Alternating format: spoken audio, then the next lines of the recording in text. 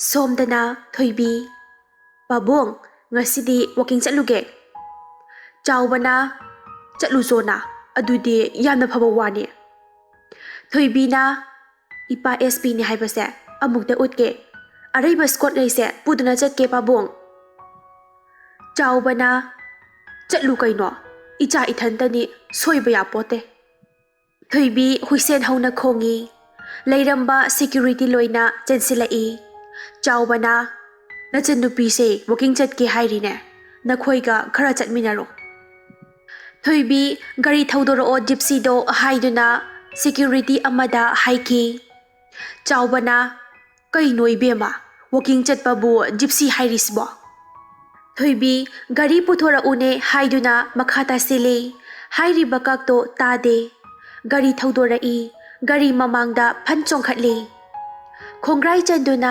phamduna mobile amma pairaga metli thoibina thoro yare maningda squad mayam inari chawbana kayada mangau thikrabano aigi ichase sumla I thoibina security sing ado makhada chelhali security amana machinda sonjai saknena hango hek malatana walking chatsi gana mana gari da tonge aikhoina chelhale karamba khuche no khangde haba asumna machinda porok soli gari gi holon adu khongi thoibina thomjelu masi handokte usite yamna thomgayo gari kana thaujeli thaza chelambadagi khangan handoi thoibi gari mathakda phamna phone metlaga hairi mataida khara napsilaga chelu adra phandana kayam hawamino nang tupi aduga huran baga maline security amana onthok ngata khatkreda masi aigi ichana ta tawni oiramadi masinga saina khumdana tokadawni thaza kaisu khumde amuk chenge haiduna mamai leithoi thoibi gari degi phanchong tharai aduga hai ngaikho thaza chaplepi mamai leithorai thoibina namika do chumna yengo khunam jena haijilaktana tokani nang thaza masa ado saubana mai haure adubu lairaba oibana khangjai thoibina munna yengo hairaga masi yengdene aise pharazu phatrasu lamdam asigi SP ni ne security mayam mamai mamit yengnari momon noi thaza tapna hairi he nang kanano haiba ai masak phajana khangi khangbra aduk napal ka ba thoibina kariya ai bu khange ba khangradi kaino lamdam asigi SPD khangmom thokpa natro masana nang yam khange naron ga yawbra hai security check taw masi thaza masado phathaba ngamagdre thoibina kidawri gi noiba lebetuna leiduba aina check taw hairdi tawdana thaza phathaba ngamdaduna makhut thak tasillaga round kick ta thaki paitho aga taki thoibido thoibi mamai ado nalaga hawalai kaisu leitaba nang amana khutheka thaba security asifau yam thuna phau jail thamge security mayam ado adum yengduna leiri thoibina o noi ngamje adu oiradi haiduna nomai satorai aduga thajada kapke haiduna em tawi security mayam mamangda lepsili mayam maraktegi nupa amana hairi ibema masi lambini aduma tawba yaba nate aikhoisu lairik tamai training tawrai mi ama kamdawna loina gani kai haigani loina khangjai uniform ase selamdaida wasakhrabani ne aikhoigisu kharadasu yengbiu thoibina aduga noya nupi asi phau haiba ya drisna kai maramge nupa aduna magi maral sibu thoibi thakchang sinduna mamai de khupa nga thaki khangbra aina hairadi phagadaba karigi maral no nakhoi se paisa giro se paisa di asi hairaga thoibi bag satok tuna lising chapi chaisili security mayam saubana loire nupa amana ibema hoi paisa bu kalaktaba kanasu leiramloi adubu ngasi aikhoina leiriba duty asi SP ki duty ni aikhoina पैसा चोपमनगद्रा फनयाम चोपनिंगबसु चोपा यागद्रा इथक थोंबा अदु अखोइदा फलुद्रबदी कै ओइरकनी थोइबीना यारे यारे आई केम तानिंगदे वा मखा तरानो मसीदा हालगा लोइरे असुमना थोइबी थाजादा ओनसिलाई थाजा थक लैसिल्लागा नोंमै अदु काउथोखी अदुगा थोइबीगी फ्रुट कॉलर पाइरगा ममाय मपादा लई थाजना पैसा पाइ संगा लई हाइदुना अदुगी मतिक मुक्कनो मदुगी फल लाकनी खंब्रा थाजा ममित खाना येंगलमलगा मखा ताना चेंथगी वॉकिंगदो थोइबी साउना नोंमै अदु खुलुरगा फुफु कामदुना गाड़ी मथक्ता अमुक फन चोंखटली थौरो यारे थौरो खंगनी थोइबी अगी इति खंगनगे कयाम कोइना मंगकनगे हाबदा येंगे असुमना वॉकिंग चटपा हनरई जोइना इचातोंबी लाअब्रा थाजा हाहा कामदुना चेंसिलाई थाजना होइला ए पाबोंग अस वाहे ngasi sumchen bada ayurure joina hoine hakjang sajen haibase maruni ne paisa di talaga phangi isa di talaga phangba yaba nate ne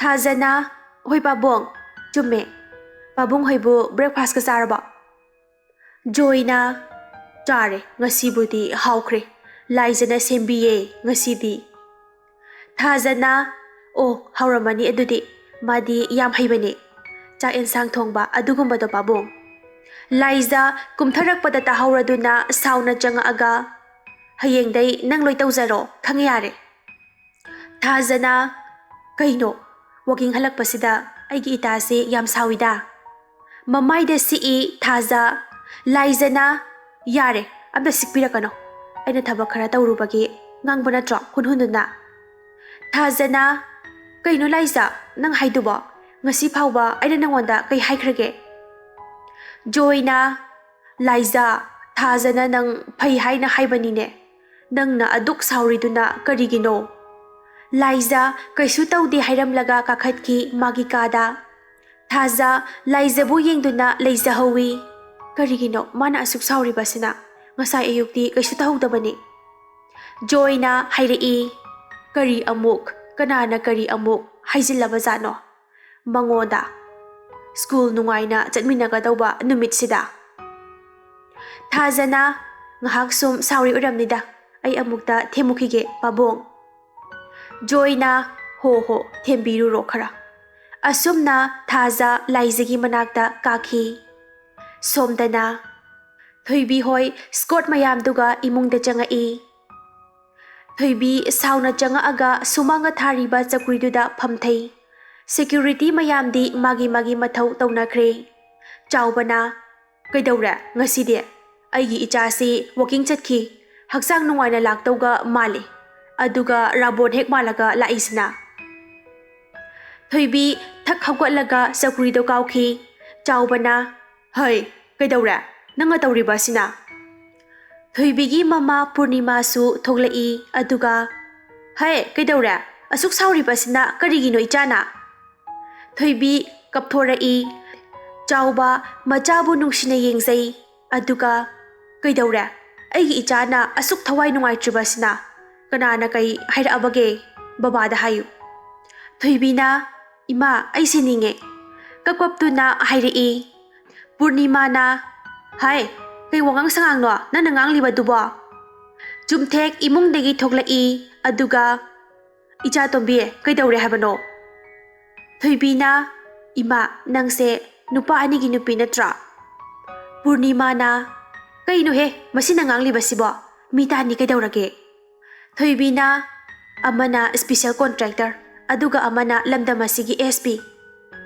purnima na adu kaidawrage mi imana nungsina makhoi ani se pulap imung se thamlaga semla ine aduga hojikti aigi ipuroiba oire chauba sumthek chap manana machagi manakta changsilai aduga machabu kaidawrabagi haina hangi thoibina ipa ani leileina ngasidi mina aibu round ki ka thara ini ne maida chaubana yamna sauna hairei kari aikhoi leiringai ichada khutharakliba adubu kanano chumthekna hairei ꯑꯩꯈꯣꯏꯅ ꯂꯩꯔꯤꯕ ꯑꯁꯦ ꯅꯍꯥꯛꯀꯤꯗꯃꯛꯇꯅꯤꯅꯦ hayu kanano hayo thik tauge thoibi adum kaptuna lei purnimana hayune napa ani chauthok chauna leiriba sidi nangidamakta kanana sumai leiba ngamge ha hayo hayo nangi baba saubase ahanba aina yum panbane adubu angang yauba ngamlaroi hairakpadagi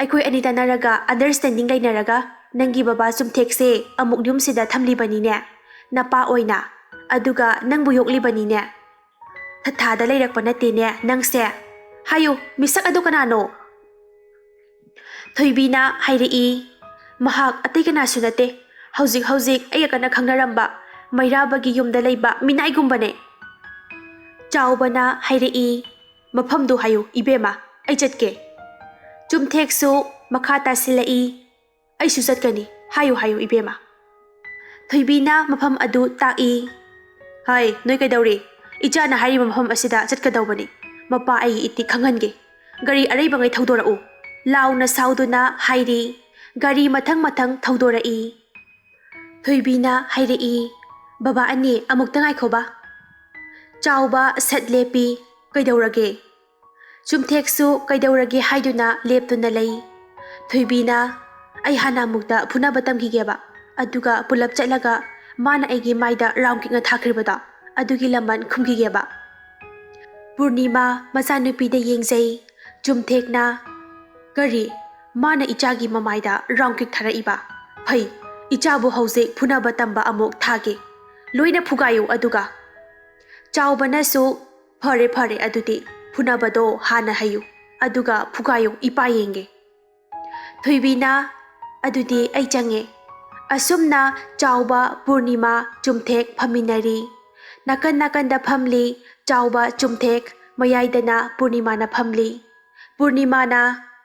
purnima na moyoba ania ai ngasidi isase kainom tawe ijok jok thabagum yam nungaiti chaubana adu kaidaurage mama purnima na se amana lengjumda aduga amana khongse amukta noibirauba chaubana hera mama napsa daba nangi adugumbado tarokanu angang mayam su leiri haihei khangde chumthekna makha tarai hoine SP ne aisu security mayam su leiri mina kari khankidoiromi purnima kapai aduga aina nakhoibu semjarakpagi mahaira noina ngasi tawriba ase ngahakta khongkhut se paibirau haibabu karino khangdemi chaubana se tawrage hoida itugi malis tawbabu kanana kari haidoino chumthekna makha tarai hoida hei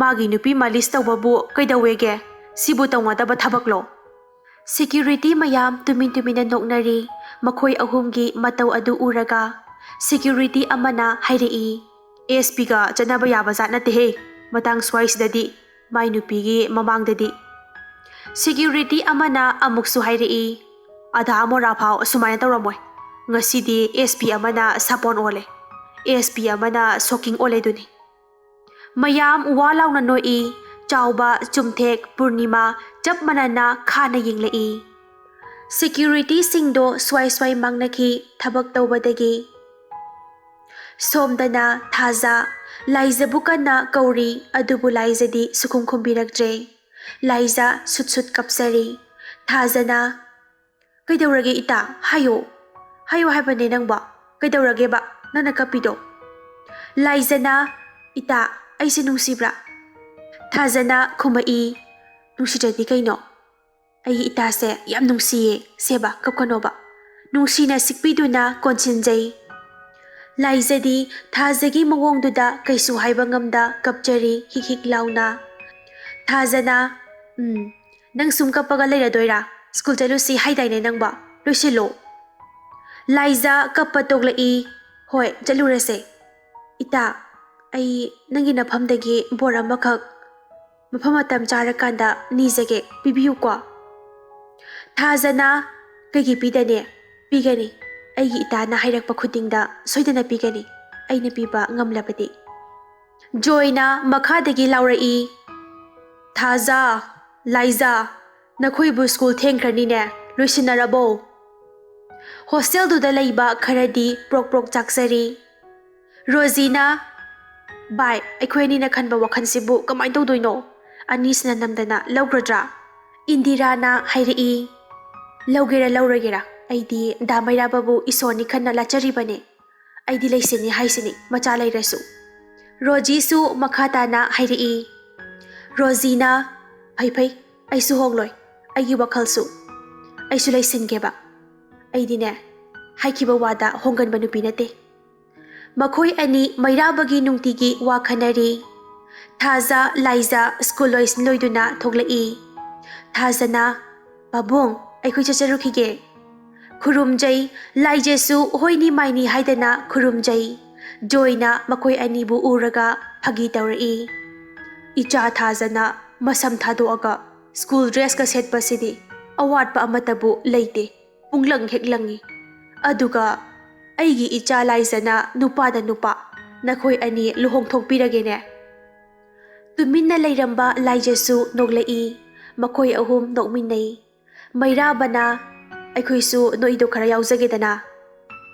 Thazana yauru launa adoda nakoiduga nasamduga yam sange amukta kakhatluba yengba yam nungaiteba. Mairabana khara leiraga soidana kakeba ado school chananaba tawro thengkhre.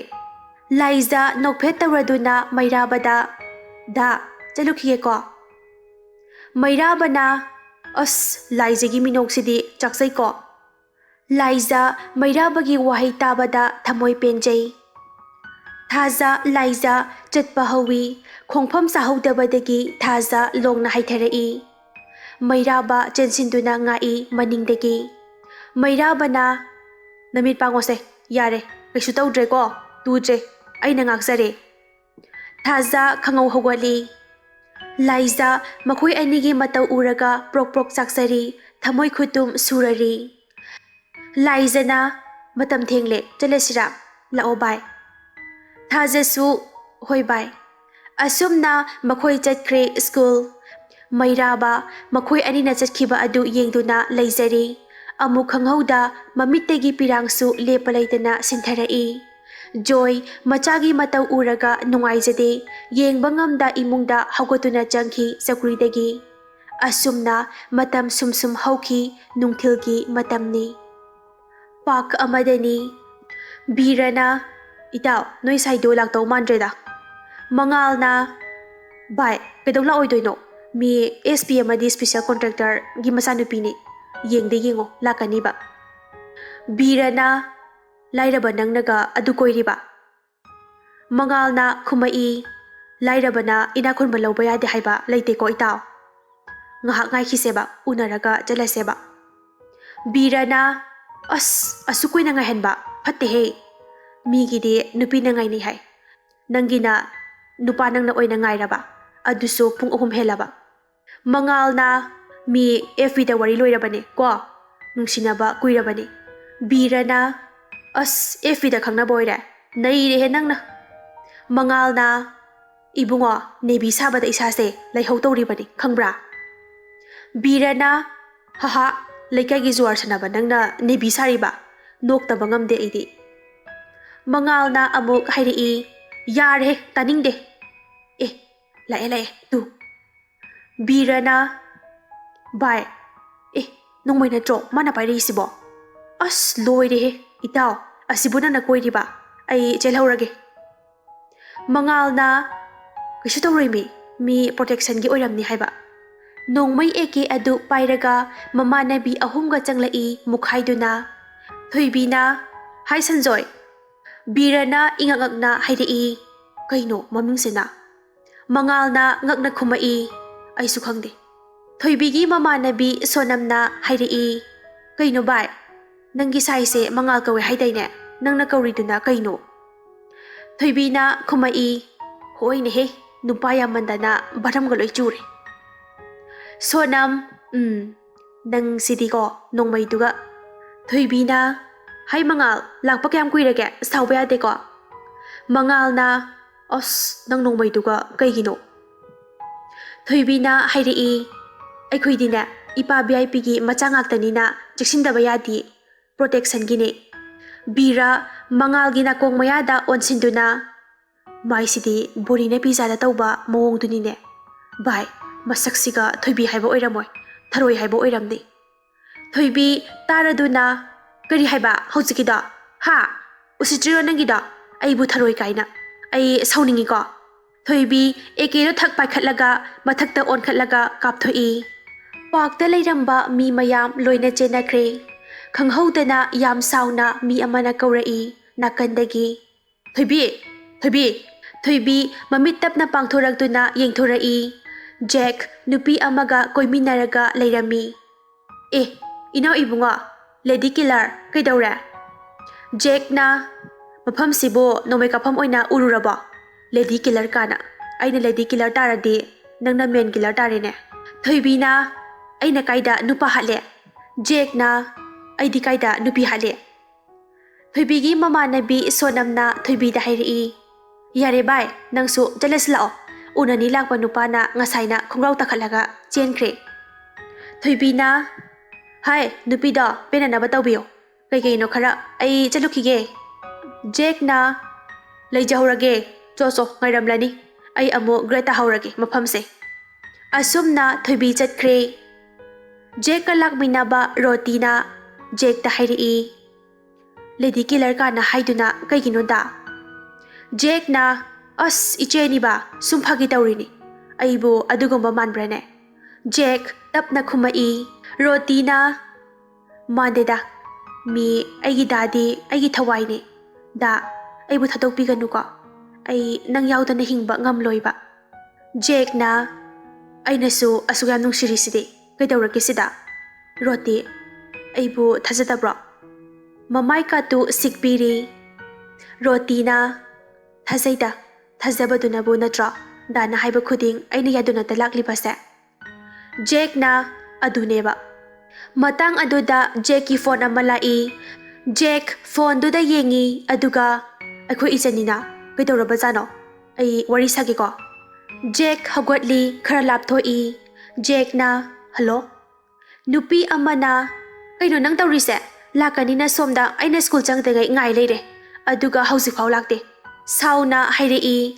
Jack na hairei sawono base ai soidena lakani somna thabak ama tawsilu tawbaneba se sauranoba nupi aduna yare pungkai amagi manungda lakadabani hoi lakjarage noi manaki restaurant aduda leiramuko nupi aduna hairei hasalao ko haijineidi ngahak leiredi ai yumjangladabani Jack na hoise lakise soidena love you nupi aduna yare khit khalanu Jack na aina ga khatpa muk tahale yare thame mamai sauna amuk roti gi manakta changai roti na kaidawreda namai namit amuk sauriduna Jack na as imungda ay yamthuna lao hairine tawrise matha sare dai roti na hairei kaigino da asuktang na unabasida Jack na babado thamoilena leibani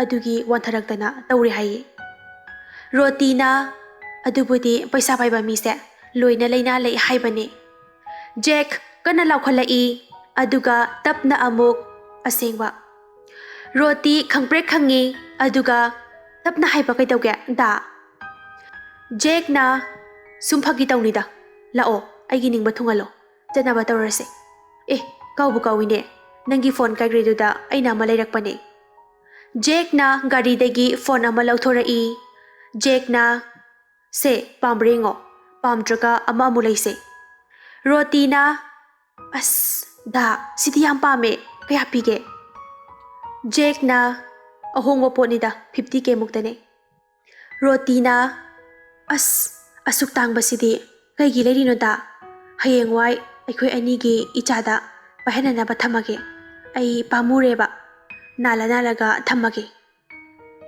Jack na hoi thamjaro nanga thamningba mawongda ado lao roti na hoi adudi thangatpiyo Jack na hairei as angang masadauna sese thangatli roti bu aduga purakli ba Jack ki crush aduda hapsinki Somdana thazana. Bai, hapse mapanda ngahak thousira. Lao. Laizana. As bai, ay taleda. Bai, nang na sumaina nungsungjana na laybase yam nungaitiye. Laizana. Bai, ay isa se yam nungaita tawbane sawanu ko. Phare potharamuko adute ay thoukige. Thaza chatkibaga nupi ama changai. Leinana. Hai, kay mingkauge khangnase ay Leina. Laiza nupi aduda yengi aduga. Hello, ay gina Laize kawe. Leinana. Adudi sida paminasiko yabra. Yaye phamo. Makhoi ani puli Leina Laiza nongokduna wari kaya sanari. Thaza mapana thoklai koirei leiduna school adugi phajaba yengjari. Thazana. As sidi yam phajai. Lei mayamna satliba. Upambi makhongdaga phapamga mayam thamme. Misu loina phaba mali. Lairik amamamga loina leine. Khanduna chachari makhutna chimbalda tatat thaduna.